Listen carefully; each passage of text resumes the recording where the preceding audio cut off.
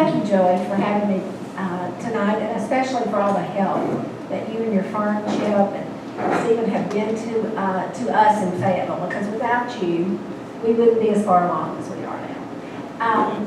I lived in Fayetteville for about 20 years, raised my kids there. They went through Fayetteville schools. And then Lewis and I left Fayetteville for about 10 years.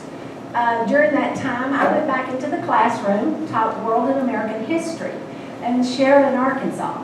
That was a big change for me, because here I am later in years, and all of a sudden I'm back in the classroom. A lot of things have changed since I graduated college and taught for a few years. But it was an exciting time. It was a learning time for me as well. We moved back to Fayetteville and retired.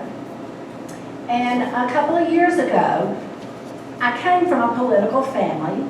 My dad was an Arkansas legislator for like 35 years in South Arkansas for Ashley County. And so I grew up around politics, and I grew up with people calling my dad and asking for this. He was a constituents representative.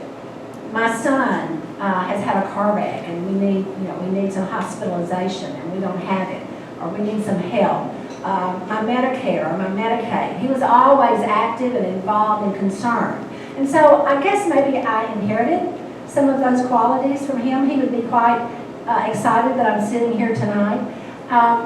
But I became concerned about some of the things that I was hearing in the Fayetteville schools. I have relatives that teach in the system, as well as really good friends. And really, it started out with what I thought was just a simple question and issue over Christmas a couple of years ago. I became known as the Christmas tree lady.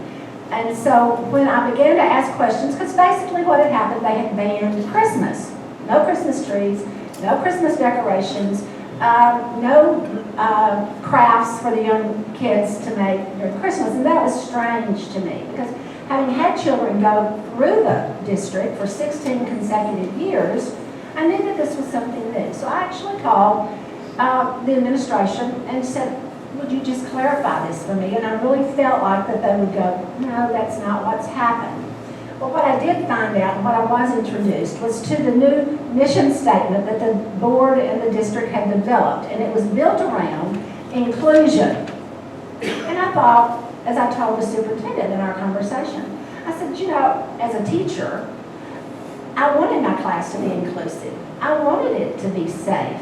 But I'm finding it difficult to compute that with a Christmas tree.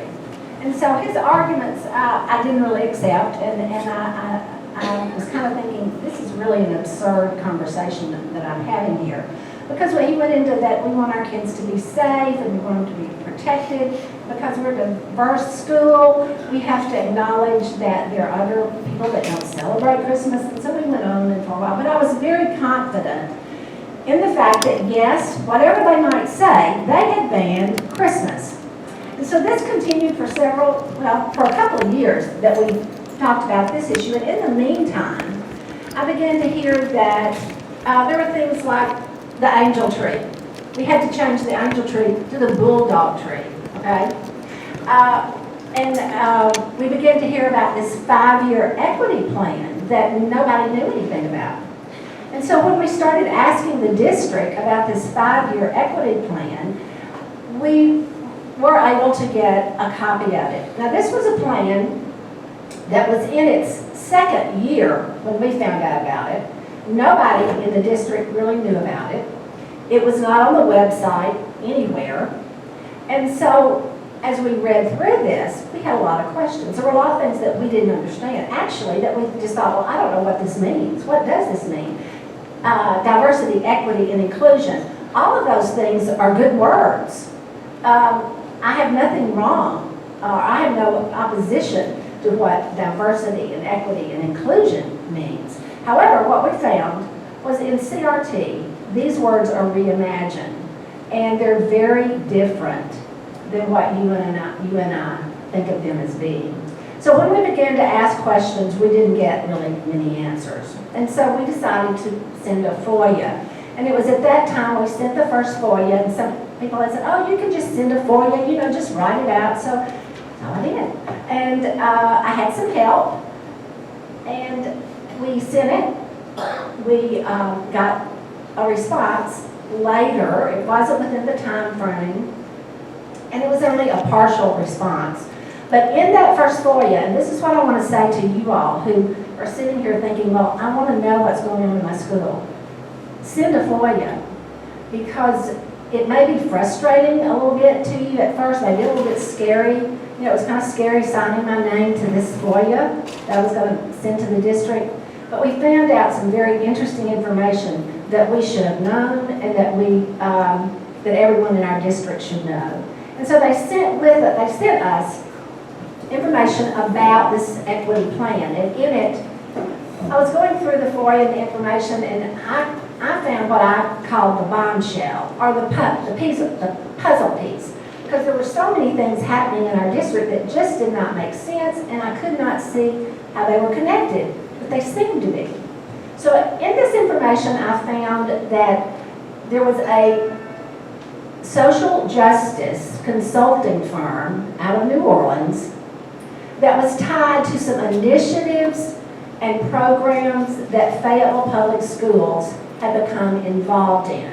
And when I began to read what this social justice consulting firm was, and if you go to their website, they identify themselves as a radical social justice consulting firm, that caught my attention, first of all as a teacher, and then as a citizen. I found it hard to justify a social justice consulting firm having any influence in our public schools. So we began to ask questions about that without really getting any answers. And when we read about what this consulting firm stood for, it was alarming. Because what they believe in is they want to dismantle, and they use this word, dismantle our institutions, because our country was built on racism. It was built on racism from the very beginning, and they look at all of our institutions, our Constitution, our laws, our cultural constructs as being racist. And so the only way that they see that this can be rectified is if you dismantle it and you start over. And may I just say, all of this is Marxist ideology that comes from the conflict theory of Marx, and it metamorphosed over the years. And it has really hit our schools. If you look on the news, it is all over our country. And so the second FOIA came when we didn't get clarification from the first FOIA.